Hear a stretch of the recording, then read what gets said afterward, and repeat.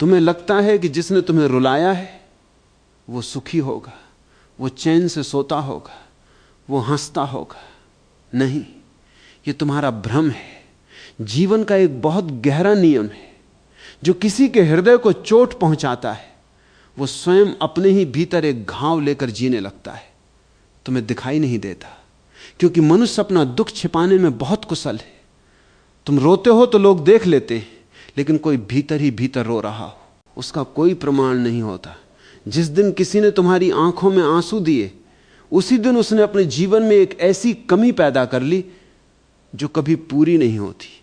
तुम पूछोगे कि जिसने मुझे ठुकरा दिया, जिसने मेरा प्रेम नहीं समझा, जिसने मुझे अपमान दिया, वो क्यों तड़पेगा? वो इसलिए तड़पेगा क्योंकि इस संसार में हर मनुष्य को प्रेम चाहिए, और जो प्रेम को पहचान नहीं पाता वो एक दिन प्रेम के लिए भिखारी बन जाता है। तुमने देखा है, जब कोई व्यक्ति फूल को तोड़ देता है तब उसे लगता है कि उसने फूल पर अधिकार पा लिया, लेकिन थोड़ी देर बाद वही फूल मुरझा जाता है। तब उसे समझ में आता है कि उसने फूल को पाया नहीं, उसने उसे खो दिया। मनुष्य भी ऐसा ही करता है। जब कोई तुम्हें रुलाता है तब उसे लगता है कि वो शक्तिशाली है, वो सोचता है कि तुम कमजोर हो, तुम उससे जुड़े हुए हो, तुम उसके बिना नहीं रह सकते। लेकिन जीवन बहुत अद्भुत है। जिसे तुम कमजोरी समझते हो वही किसी दिन तुम्हारी सबसे बड़ी शक्ति बन जाती है। तुम रोते हो, तुम टूटते हो, तुम रातों में जागते हो, तुम स्वयं से 1000 प्रश्न करते हो, मैं इतना बुरा क्यों हूं, मुझसे प्रेम क्यों नहीं हुआ, मेरे साथ ऐसा क्यों किया गया।